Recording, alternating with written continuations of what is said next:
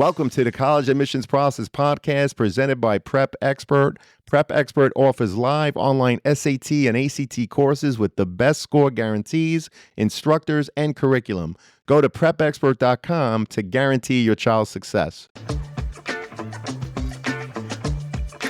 Welcome to The Cap, where we are here to speak with college reps and other professionals in the field of college admissions to help answer all your questions and guide you through every step of the process.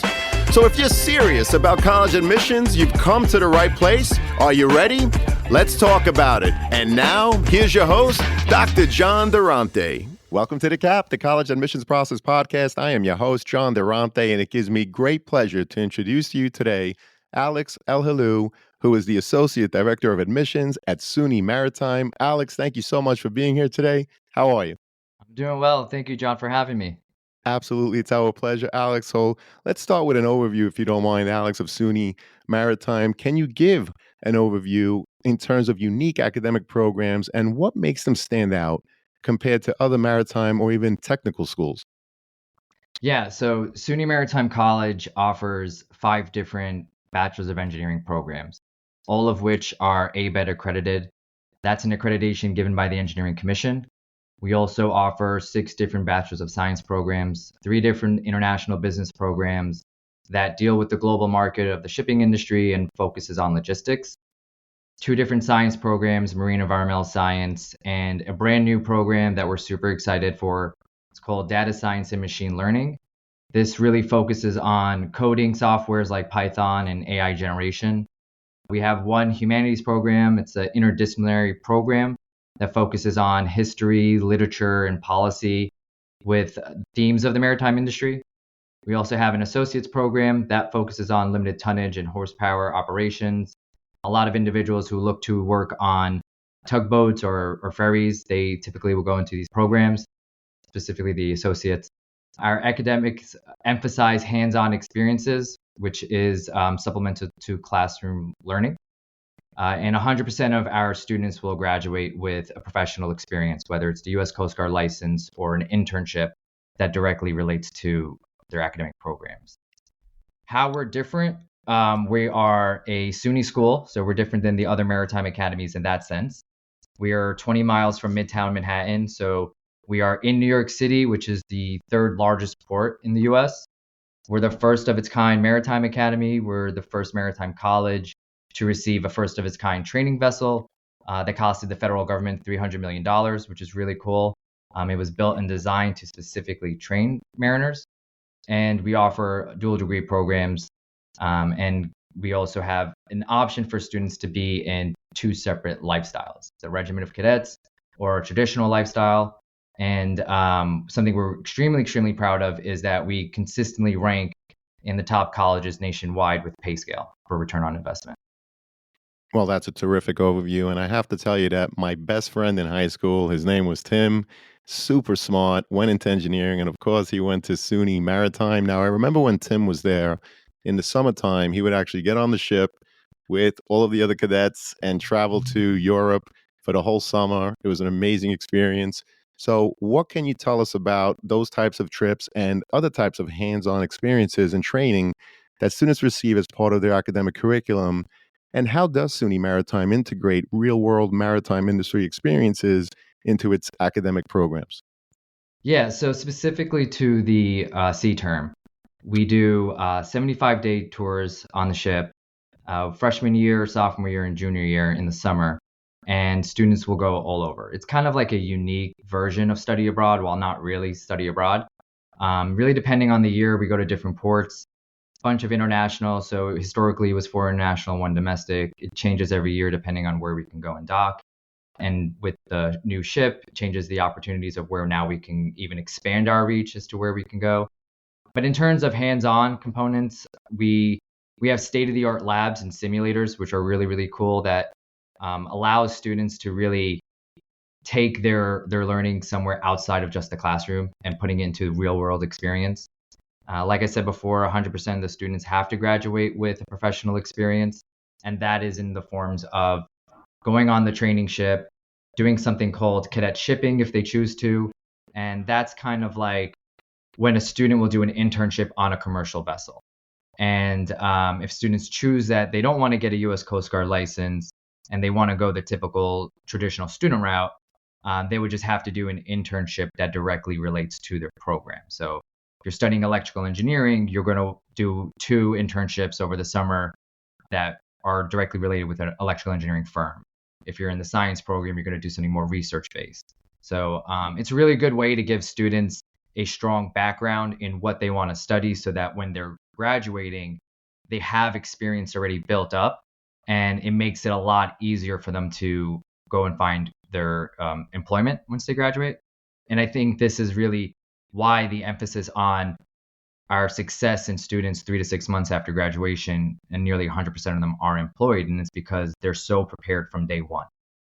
Well, we really appreciate that overview. And you talk about real world experiences. Wow, I don't think, any other college offers that much real world in terms of those trips, especially for those aspiring engineers out there. And I love how you make it so hands on during their time at SUNY Maritime, but you're also extremely mindful, as you put it, for employment or setting them up for whatever careers that they're going to have after graduation, which is terrific. And I know that a typical question that a lot of students have is, what else is there in terms of student activities? So, what can you share in terms of what is available at SUNY Maritime on the student activity side? Yeah, so we have 50 plus clubs that any student could get involved in, and they're from anywhere related to the maritime industry to not remotely close to it. And if there's a club or something that a student wants to create, they would just work with 9 other students and an advisor and create that club. My first year, that happened with a group of students. We created the Puerto Rican Student Association Club. It actually won Club of the Year, which was awesome. But there's a bunch of different other opportunities, right? Like we have student government that students can be a part of, where they can try to increase and improve and change the college in a way that they seem would best fit. And then there are other stuff that are less maritime but fun for the students, like the Nintendo Club. There's the Automotive Club. They go to car shows. Recently they did a trunk or treat. Hmm. And one of the really, really cool things that I have a lot of pride in the institution is that the president really gets involved in these student activities, right? You'll see him there. One of the things that he did with the trunk or treat is he actually brought his car over Hmm. to the point on campus and did the trunk or treat with the students. So it's really cool seeing leadership involved with the student activities. Well, it's definitely a great community. I know it's been quite a few years since I was in college, but my good friend Tim absolutely loved it and spoke so highly of it. And I know it's equally as awesome today and perhaps even more. But let's talk a little bit more about something else that you mentioned, which is the Regiment of Cadets. Are there specific qualities or experiences that you're looking for in applicants who want to join the Regiment of Cadets? Yeah, so I'll say, to a student, are you part of a team? Do you have a sibling that you're setting an example for? Do you advocate for yourself? Those are the students that are most successful. Those that are, that have self discipline and who are ready to learn and eventually lead. Can you explain what's the role of the Regiment of Cadets and what's a day like for a cadet? Yeah, so the regiment is a quasi military lifestyle on campus with no military service requirement. Common misconception when the students see the uniform, and I'll kind of go into like why that is the way it is. But the program instills discipline and confidence that teaches students how to survive on board a ship. It strengthens their physical, mental, and ethical foundation for their future careers, but also understanding and operating in a structure with a chain of command. Then that's really important for the regiment of cadets. The day to day is very similar to a traditional student. They share a lot of the classes similar. So you'll be in your English class, your seminar class, and you look to your right, you look to your left. There are students in uniform, there are students that are not. So they share a lot of that. But another difference that you'll see is, again, we talk about structure. The regiment of cadets, those students will have a morning formation. They'll have ship training once a week, and they'll end their day with taps, which basically just signals this is the end of their day. Yeah, and regiment of cadets is specifically a lifestyle on campus, but in order to go towards a U.S. Coast Guard license, you have to be in the regiment of cadets. And one way that someone on campus, he's one of the mates on the ship, training ship, had explained it, which I thought was the best way to explain the regiment, right? And when you go and fly a plane, or you go and you're going somewhere and you get on a plane and you see the captains and they look like they have the uniform of the Air Force, they're not part of the Air Force, right? And our students have the uniform similar to the Navy, but they're not part of the Navy, right? So Right. it's not that military component, but that lifestyle, that guidance is really taken from that. Understood. We really appreciate the overviews. And again, it sounds like if you're into engineering, especially in the maritime world, this is the place to be. So we really appreciate that, Alex. And let's talk about, if you don't mind, your holistic review process, because I know that this is something that's near and dear to many students and their families out there. So, what specifically does the admissions team look for when reviewing those student applications? Yeah, so we definitely truly review holistically.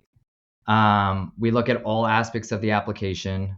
Depending on the program the student is applying for, we will look very, very deeply into certain courses, right? So if you're looking to study engineering, math and science is going to be really important because when you're here, you're going to be taking a lot of math and science. If you're looking at the data science program, again, math and science is very important because that's involved in coding. If you're looking into the business programs, if you've taken business classes, if you've taken more history and English and more of the humanities type courses, we'll look at that as well, right? So different classes will weigh a little bit differently depending on the major that they're applying for. We also look to see, is the student going to class and then going home, or are they contributing to their community in some way? Right? Are you part of a sports team? Are you going to the robotics club? Are you going and volunteering at a soup kitchen? Like what else are you doing outside of your classwork? And the really cool thing that we do, and it's something that I've seen since I started here at Maritime. I've been at the college for 7 years, and I've seen it when I started as a counselor all the way up to my role as an associate director. We look for reasons to admit students, right? We're not looking to deny students. So we try to see where the student best fits in our community, right? We always talk about, is this student a good fit for the college, but also are we a good fit for you? And if the student doesn't get admitted, but we know they really want to be here because we're such a niche institution, that students apply to the college for a reason. So we work on a transfer process. What college are you going to? What classes are you taking? Let's look at the classes together. Let's pick the right ones so that should you choose that you want to transfer back to Maritime, the classes that you've taken, you didn't lose a semester, you didn't lose a year, those will now transfer over and then you can continue your career here at Maritime. Because like I tell students all the time, it's not where you start, it's where you finish, right? That diploma, when you graduate, it's not saying I spent 2 years at this school, 1 year here, one semester there. It's saying that you're a graduate of Maritime College. Well, that's a great point, and I love what you said, and I'm going to repeat it again. It's not where you start, students, it's where you finish. So, again, a lot of interesting insights that you gave us. And I want to dig deeper into the overall review process. Obviously, standardized tests, it's something that a lot of students and their families speak about. And I know that SUNY Maritime, of course, is test optional. But many students, Alex and their families, they still feel that the test optional nature of college admissions is, quite frankly, a myth. So, can you share the percentage of students that did not submit test scores who were actually accepted to SUNY Maritime? Yeah, so more times than not, you will now see students that do not submit test scores. To be honest, research shows that it's not an indication whether a student is going to do well at a college or is going to do poorly, which is really good for students because it gives them another opportunity to show how well they can perform. I'm not a great test taker, so the SATs wasn't my best friend. But when I went to college, I found that I learned in a different way and I performed really well because it wasn't the same as high school for me. About 82% of our students chose to not submit their test scores for the fall 24 class that were admitted. That's within 3% of the overall admit rate for that full cohort. Oh, we appreciate that insight. And what's your institutional priority in terms of the number of freshmen you're looking to admit each year, of course, as an incoming class?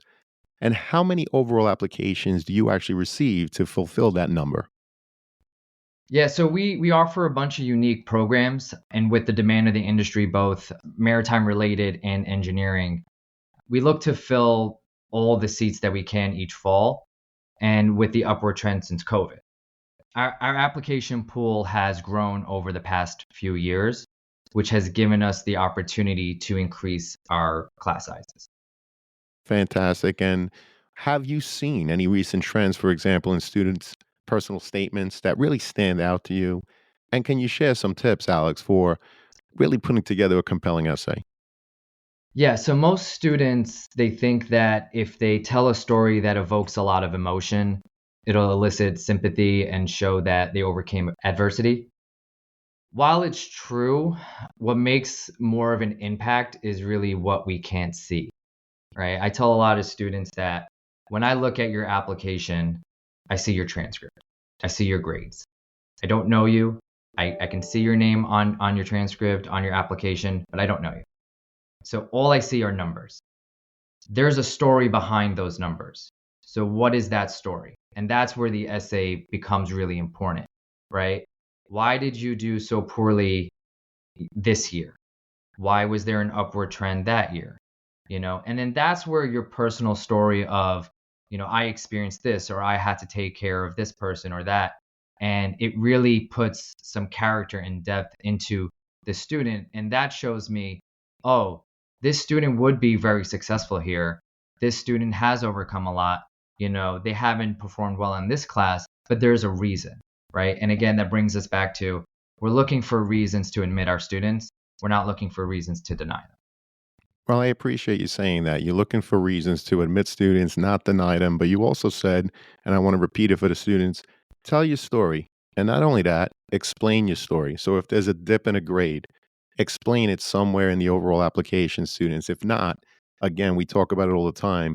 You're going to leave it up to people like Alex in admissions to speculate as to why there might have been a dip or there might have been something in the application that needs further clarification. So, as Alex put it, tell your story and don't forget to explain your story. Otherwise, again, you're leaving it up to them to speculate. So we appreciate that, Alex, of course. And what makes a letter of recommendation truly impactful?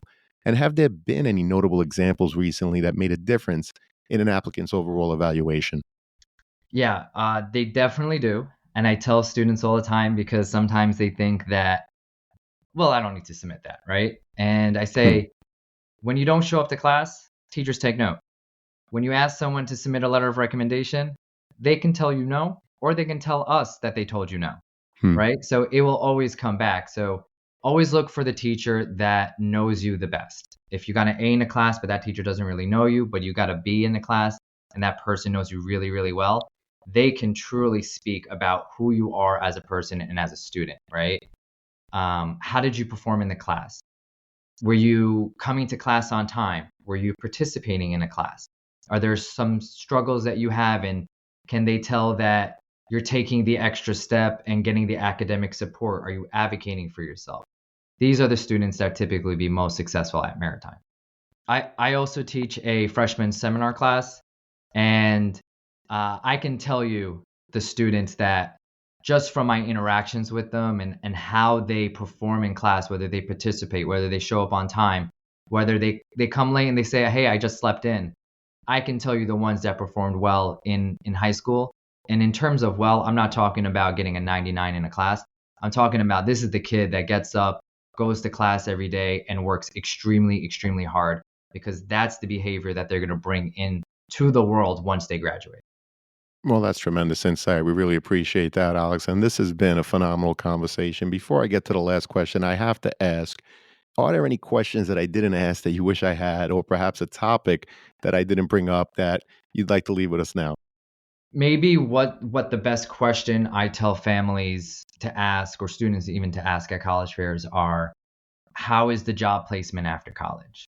I know a lot of my friends had struggled a lot when they graduated to find jobs or to start their careers, right? And there's a difference between jobs and careers. Where's your projected value?